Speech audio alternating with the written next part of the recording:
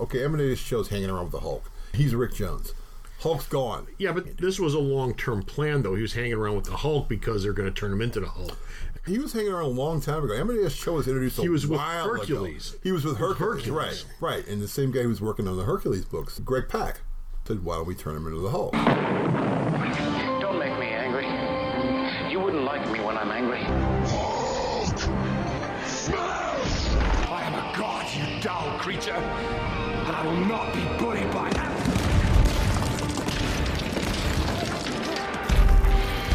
Puny god. That was the most extraordinary thing I have seen in my entire life. But some people without brains do an awful lot of talking, don't they? Oh, you should put that speech on tape. He pulls a knife, you pull a gun. He sends one of yours to the hospital, you send one of his to the morgue. That's the Chicago way. Hello, Chicago, hello! Hello. Hello. Gotta drink to that! Welcome to Alternate Reality.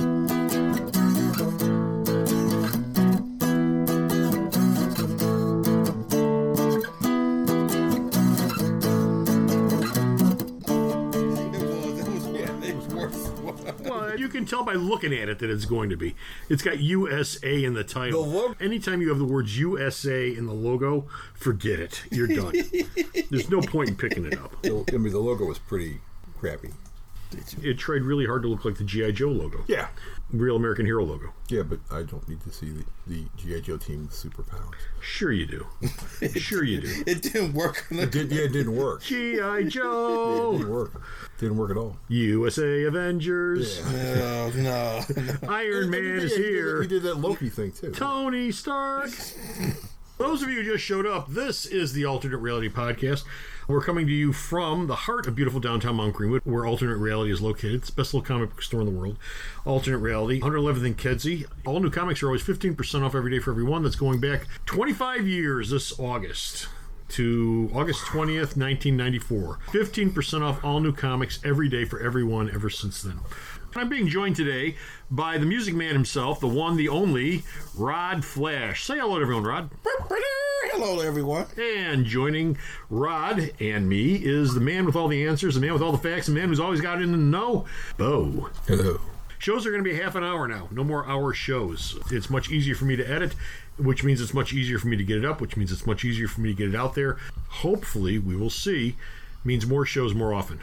And today, we're doing the one, the only, the Immortal Hulk. Not incredible. Not incredible. Not totally awesome at all. Not totally awesome. God. Oh, are you okay, sir? Not totally awesome at all. Actually, wait a minute. That book wasn't that bad. How bad was it? I've seen worse. I've seen worse, too. Well, roadkill. That's like saying, that roadkill wasn't that bad. I've seen worse. Hulk is always Bruce Banner, except at that particular point in time, he was dead. Well, yeah, which is the point behind Totally Awesome Hulk. That's when they're doing the whole, diversity, as some people like to say, SJW diversity thing. The Hulk sales have always been, this is going all the way back to the Comic Emporium days, has always been in the middle of the pack of the Marvel Universe's sales, except for a handful of notable instances. It's always been a very steady sell. It's very much like Captain America in this respect. It's always in the middle of the pack, but it's always sells reliably. Well, the other thing it has is Hulk has over the years had a consistent team, so you knew what era it was. You knew what the Peter David era was. You knew what the Greg Pak era was. You knew what the Bill Mantlo era what the Bill Mantlo era was. All of them had their own different ideas and their own different takes on what the Hulk was supposed to be. Mantlo's the one that came up with he's an abused child. That's why he's always angry. Peter David goes, we're going to introduce Joe Fixit. Yeah, but before you get to that point, I mean, if you're a reader from the outside, you know what the Hulk is. It's like going to McDonald's and picking up a Big Mac. You know what it's going to be. You're not going to get surprised. Because you're going, I watched the show with Lou Ferrigno. That's what the Hulk is supposed to be. Well, you'd be surprised by that. The Hulk never went anywhere. The Hulk magazine. Yeah, the Hulk magazine, that wound up, the color one. Yeah. That's where they wound up doing that in. But the Hulk was always this known quantity depending on whatever team was on. Now, when somebody like Peter David came on board, that was a big sea change. We're going to turn him gray. And a lot of folks... His original color. And we're going to have him hang out in Vegas. And a lot of folks who weren't reading the Hulk got the buzz about the Hulk, and they came in and they started buying the Hulk then. Yeah, because they said, well, A, we like Peter David, and they said, who's this Dale Cowan guy? My God, he does a really good Hulk. Let's pay attention to this. Same thing happened with McGuinness and Jeff Loeb when they took over the Hulk. When they first introduced the Red Hulk thing, sales jumped on that book because of McGuinness's art, because of Loeb's writing. Both of them were hot at the time, coming off of DC with a couple of runs on a couple of things. McGuinness had done Superman and had done some Superman Batman ones, like Public Enemy. Loeb had written Public Enemy, and Loeb had a long history of writing other stuff. He did Long Halloween and all the Batman stuff he did with Tim Sale. Yeah, he had all that stuff. So it was a known hot team coming together to work on the Hulk of all things, and they did something different with it. And sales jumped on the Hulk then. But at some point, Hulk sales always fall back down to this predictable point in the sales chart. Because that wears off. At some point, people get tired of the Red Hulk.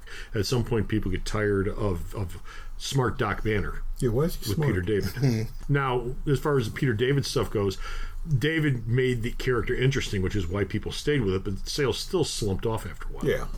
Yeah, he had the whole thing with Mr. Blue and who's he talking to on the computer. And he had a nice long run on Hulk. I mean, he was there for quite some time. He probably one of the longest runs. He was there maybe longer than Melo, I think. I think he probably had the longest single run on the character. I think he still does. And lest I forget, you had the very short 5 or 6 issue run with John Byrne.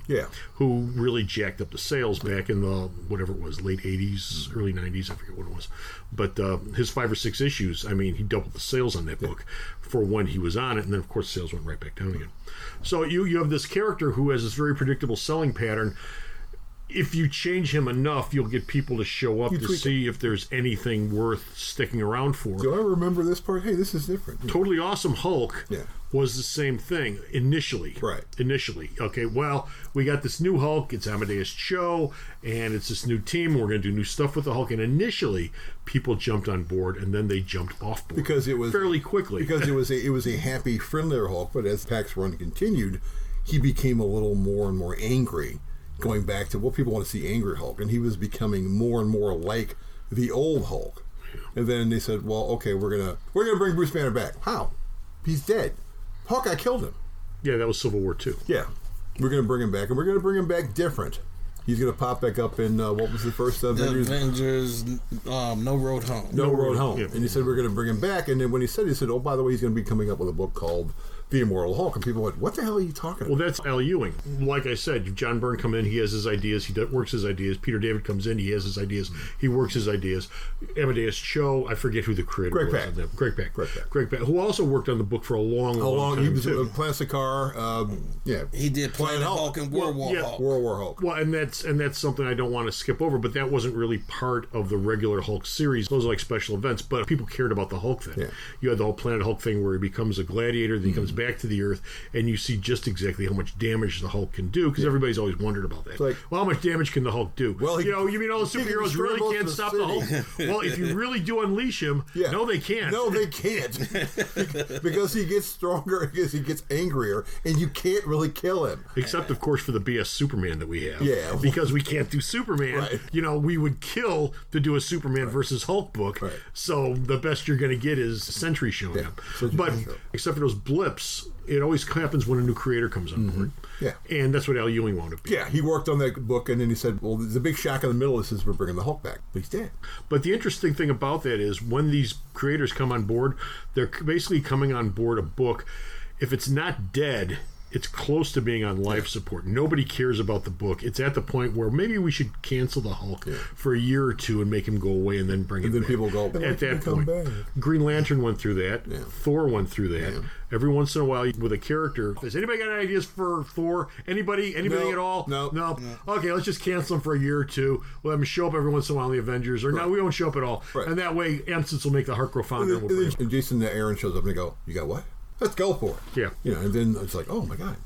Well, with Totally Awesome Hulk, that's where Hulk was. The last 10 issues of Totally Awesome Hulk were pretty miserable. You've got him playing basketball, for God's sake. Well, that was one of the covers, I believe. I'm looking at this book. He's got a basketball in his hand, and you're like, what the hell? I'm looking at this book, I'm thinking to myself, what does this have to do with the character? Hulk doesn't play sports. And he's in shorts, and he's dribbling. It's like, The hell? He's got a funny haircut. Well, that was the Amadeus Cho thing. He had that widow's peak thing top going on. That's how you could tell the difference. Yeah. But yeah, the book was pretty moribund by that point. Yeah. The writing was on the wall. I'm pretty sure they probably sat down in the bullpen and said, "Look, we got no more ideas for the Hulk. Anybody got any ideas?" Nope. And that's when Al Ewing probably. Well, they had the group thing and said, "I got some ideas." Well, that's Al Ewing sitting there with Jim Zub and Mark Waid and them and saying, "Okay, what do you guys got? Okay, well, you come up with what you got. We'll all put this all together and come up with something." And it's a Marvel process. We're going to sit in a room. We're going to figure this out. And Ewing probably went, "I got an idea to bring the Hulk back, but it's not going to be like the Hulk you expect. It's going to be a little the original incarnation of the Hulk only coming out at night. And something which you don't expect, which is a horror tone." Well, I don't think he's retconned anything with the character. No, he hasn't. All he's done is he's taken the character and he's shifted the tone about 80 degrees this way. Yeah. Everything that's happened in the Hulk's history anything. is still there. As a matter of fact, he's going back and pulling stuff. Oh, yeah, he's coming up with stuff. He goes, "Remember this?" They said, "What? Joe Fixit's in there now." When's the last time you saw Joe Fixit? Yeah. Remember Rick Jones? Yeah, here he is. He's right here. Yeah, here he is. Remember the Harpy? Yeah, the Harpy. The Harpy. I remember that. It's like, one. Really? The Harpy? You bringing back the Harpy? And he goes, Bruce Banner's ex-wife. "Trust me, I got this." Did Jarella come back yet? No, but I wouldn't be at all surprised. It's probably coming. I would not be at all surprised if Jarella came back. It's probably coming. The thing nobody talks about with Al Ewing is he's a Brit. Yeah. And he cut his teeth on Judge Dredd in 2000 AD in England before he came over here to work in the U.S. and started working at Marvel. Yeah.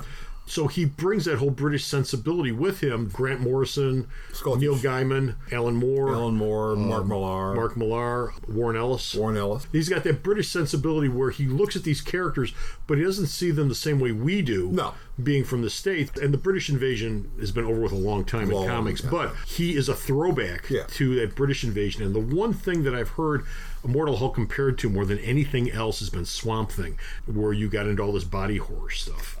When DC did the Rebirth and they had, when they did Jeff Animal Lemire. Man and Swamp Thing. Swamp Thing was a horror book. Yeah, Jeff Lemire. Yeah. And it's true. It really is. And the thing is, that worked with Swamp Thing because that's who the character is.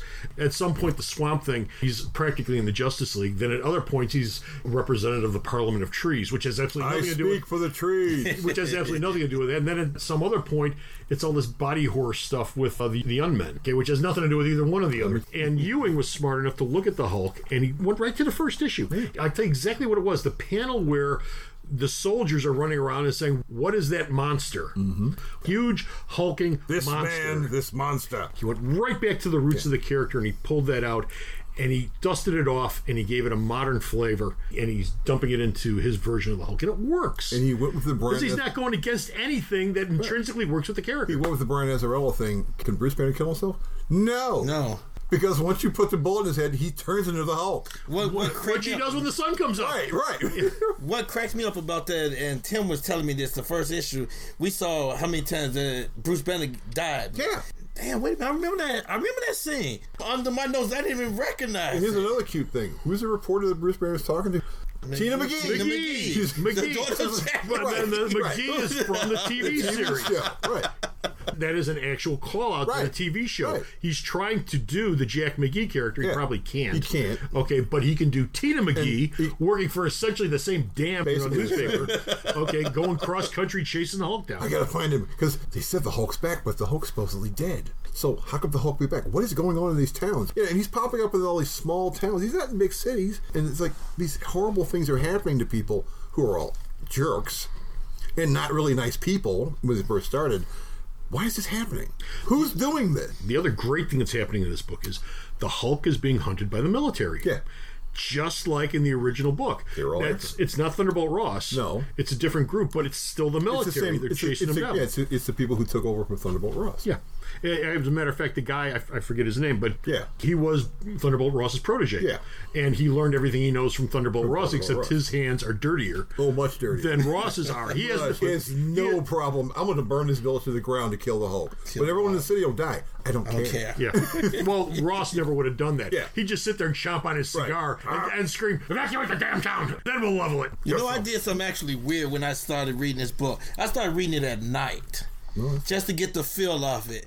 And it's like a cross between the H.P. Lovecraft, because who's drawing the book, the guy's doing some that Joe only Bennett. fits in horror. It's Joe Bennett, and it's not really his name because he's actually Portuguese. The issues they had with the Avengers saying, we got to confront this Hulk situation. I was thinking it was going to be out of place because I don't need to see superheroes in the Hulk for a long time. What is it, issue 7 or 8? Yeah, Avengers, it was a the Avengers versus the Hulk. He gives Thor a concussion. What happened? He beat the crap out of him. That's You what need to sit down. He just gave you a concussion. And this Hulk is actually like Doc Hulk smart, but he's a little bit more Joe Fixit with a little nasty edge to him. Because when he was introduced to the No World Home with the Avengers, he had a conversation with Wonder Man. Wonder Man was sitting up there trying to come down. He's like, you know what? You a pacifist. You trying to tell me what to do. Oh, I love guys like you. How about I just beat your brains out and see if you hit me back? This Hulk, this is supposed to be the Devil Hulk. Right. The one that you don't ever want to see. That's He's not the dumb Hulk. He's not the smart Hulk. No. He's not Joe Fixit. No. He's not the Savage Hulk. He's not even the Maestro Hulk. No. He's the Devil Hulk, which This is a Hulk totally would kill different the Maestro Hulk.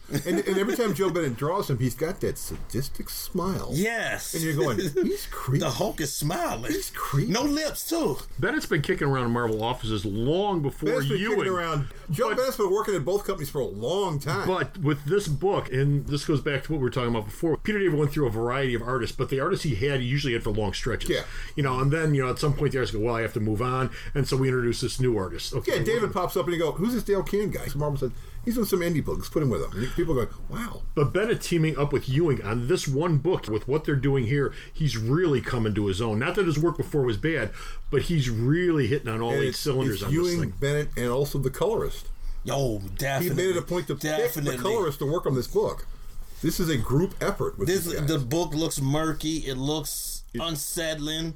This has never been done in a Hulk book like before. I said, what world would you send the Hulk to hell? Well, here's the thing. Here's the thing. When the first issue of this thing came out, okay, I do the shipping videos every week.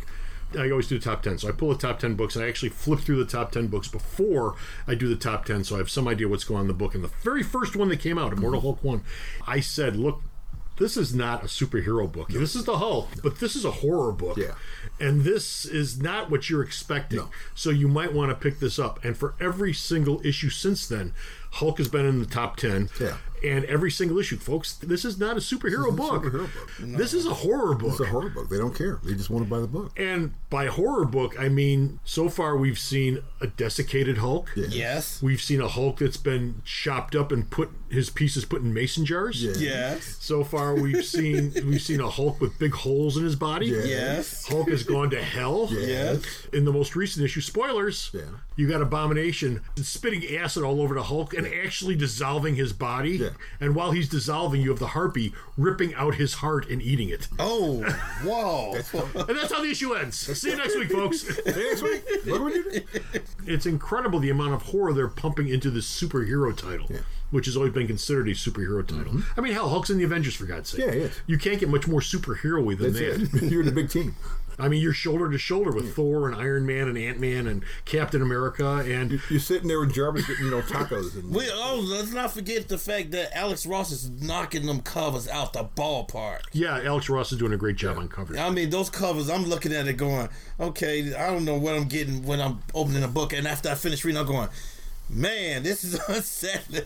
I need to pick up a Superman book and read after this. Be a little lighter in tone. Even the one that cracked me out, that sold me on it, was the Sasquatch storyline. Yeah. Now, I mean, Sasquatch from Alpha Flight was sort of like a low-level Hulk, and then Bruce goes in there and goes, you got your powers purposely through Gamma. Let's see what you really need to think about next time you want to do something like that. And the whole switching bodies and everything with Sasquatch and Sasquatch actually looking like a Sasquatch in that book. Man, this does not look like the Alpha Flight Sasquatch. Well, they pulled Sasquatch in by... And brought in Doc Samson, too. And Doc Samson, but they pulled Sasquatch in by setting up the fact that the two of them, continuity implant, the two of them went to college together. Yeah, they went to college together. They were college roommates, like Reed and Ben. They were college roommates together, and then they went their separate ways. Right. Okay, but they knew each other. Canada, one went to work for the government. Yeah, Alpha Flight.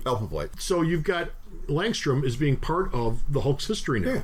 Because they were doing things with Sasquatch where he was like starting to lose his humanity and becoming savage. One of the great beasts of the North. Yeah, he was basically going, I'm going to turn into Wendigo, aren't I? Yes, you're going to turn into They fooled around with that in other stories with him in the past, in other books. Yeah, I'm losing my humanity. And why did I do this? Because you wanted to be a superhero. The big reason, not that the Hulk isn't a great book and not that it's not worth talking about in and of itself, but the buzz over the last month or so that has brought all of this to a boil is, for the first time, Batman has been supplemented on the sales chart. Batman 71, Batman 70. Yeah, it's taken over Batman. Now, people said the first month, you had to order a certain number of copies before you got a special incentive cover for the first one, the March issue? Marvel always does that. Yeah. So people said, well, maybe it was because of that. Then the issue the following month came out, and the numbers are exactly the same. A related side story, you've got the whole Tom King DC thing being taken off of Batman because sales were at 270,000, which is an inflated number, which we could talk about another time. But that's an inflated number, and it's down to 67,000 now. And I would assume that there's been a steady slide from the first issue on Rebirth to the current issue on Rebirth from 270,000 to 67,000. So he's taken off because of that. So that sort of ties in with this. And Tom King being quote-unquote responsible for the Batman sales obviously has nothing to do with Immortal Hulk selling. No. But that being the reason why he's off the book, and so Hulk was able to hopscotch over Batman. He jumped over Batman. The reason that's important, and I didn't realize this until this morning, because my attitude's always been, look, so what if he's outselling Batman? He's also outselling every other damn Marvel comic that they're producing. Nobody says anything about that. Yeah. The only Marvel book he's not outselling has been Amazing Spider-Man. And it's only because they're doing the Hunted storyline. You know, once the Hunted storyline's over with, Spidey's numbers will probably drop by about 20% again, at which point he'll be outselling Spidey. But except for special books, Doomsday Clock, Heroes in Crisis, Batman Who Laughed, War of the Realms. Except for the special books, Hulk is outselling everything else. Man. Right now, but it's been a slow, steady climb. The book hasn't been double shipping. It's been 18 months. Once a month. It's been 18 months. It's gotten to this point. Yeah, the Batman books are shipping 2 a month. 2 a month, and this once a month. And then that'll turn into once a month because the Batman Catwoman book will become the alternate book, and so that'll be interesting to see what those numbers. That'll be DC's issue. Does Batman sell better than Batman Catwoman? People are going to follow Tom King, or they're going to follow whoever the hell's taking over Batman, which I'm already saying right now. I'm going to be Mankey and Peter Tomasi. They're going to move them from detective to Batman. Oh, okay. Because that's just common sense. Sales aren't better on detectives. No, actually, sales are lower on detectives. You're not getting anything out of it. You're not really getting a big gain of that. Because if you look at the people at DC right now, who the hell do you have that can take over Batman? Okay, but that's a whole nother story. That's a whole nother story. But the thing with Batman in general is Elbert Diamond, Batman is considered the benchmark title for all of the comics industry, partly because Batman always sells at this one number, and this one number is always within the top 10. Yeah. Been that way for not just years, but decades. Forever. So it's this benchmark book that, while it floats up and down, 4th place, 5th place, 6th place, 3rd place, 2nd place, whatever, it's usually always within Diamond's top 10. Big number. Somewhere. So they've considered Batman to be a benchmark book, and now it's looking like they might supplement that with Immortal Hulk. Okay, unless things change with Batman. And that's why some industry people are losing their crap over this. But like I said, my attitude's always been, yes, he's outselling Batman, but he's also outselling everything else Marvel's doing. Yeah. So who's outselling Avengers? Hulk. Who's outselling Iron Man? Hulk. Who's outselling Spider-Man? Except for Amazing? Hulk. Except for War of the Realms, there's nothing that's not outselling at Marvel. Yeah. DC too. The only book DC has that sells is Batman. Yeah. Okay, and its numbers have been dropping for its own reasons. So yeah, at a certain point, it's going to overtake Batman. For as long as this team stays on this book and as long as they can keep doing what they're doing. The thing with Batman is one of the reasons it would sell at that level and make it a benchmark is it's Batman. Yeah. Okay. You can have all sorts of creators on the book, but it'll always sell at this amount. Because it's Batman. Hulk is not that book. No. We started this episode out talking about how Hulk, it's always been a mid-level book. Yeah. It's never been the top seller. Now it'll spike, depending on creative teams, but that never lasts forever. At some point it drops back down to wherever its level is in the middle of the pack. Batman, though, always stays up. I would assume that Ewing and Bennett aren't going anywhere anytime soon. Bennett's not going anywhere because he works really, really fast. His style really works on that thing, and it doesn't look sloppy or rough. No, actually his style's changed a little because his characters usually are a little larger, but he's adaptable to any character. Whatever he's working on, his style works for that character. He's Mike Deodato. Right. His style works for anything he's working on. And, he probably, when he started over in Guatemala, where he's from, he was working on big horror books. But Bennett's been working since the 80s or 90s. Bennett's been working for a while. Bennett's not a young guy. So for me, the moral of the story is you take a character like the Hulk and you find some new angle. Something different. To work the character. It doesn't mean you have to go and retcon the character of existence. Right. You don't have to go back. Yeah, well, everything that they've done for the last 30 years with the character, I'm throwing it all out because it's all been crap. And this is my version of the Hulk. Everything you know is wrong. No.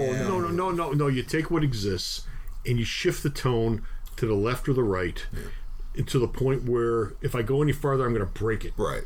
So I stop here, and then we'll see what happens. As far as I go with this. And for most characters that you look at where they've done, I don't want to say a relaunch of the book, that's what they've done. Yeah. They've taken a character, they've taken what exists, and they just push it in a different direction. It amazes me that nobody can think about this in comics. Instead, it comes down to who do we kill? What team do we break up? What other trope do we run into the ground? But look at Green Lantern. What exactly is Morrison doing that hasn't already been done? He's doing nothing different. He's doing some trippier stuff. He's doing trippier stuff. But he's not throwing anything out. He's thinking, well, at the base, Hal Jordan doesn't have a personality. This is him. This is it. What I'm going to do differently, I'm going to give him a personality. Then you can take it and run with it and do whatever you want. And if he's a space cop, he's supposed to be out in space. Yeah, he's a space cop out in space. And I'm only doing 12 issues. And he goes, well, I was working on it. And I came up with like 12 more issues. And Liam Sharp goes, I don't care. Let's go.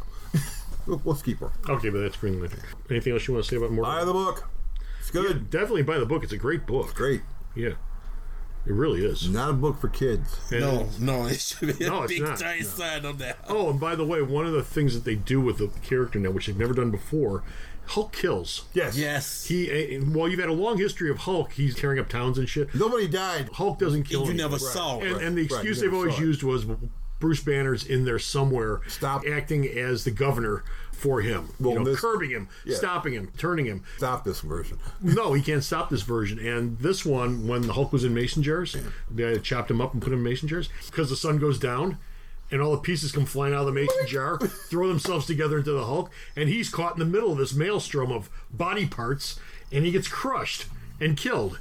And it's like, so in other words, this is more like the dark side of science, because at its core, the Hulk is a science-based character. Yeah.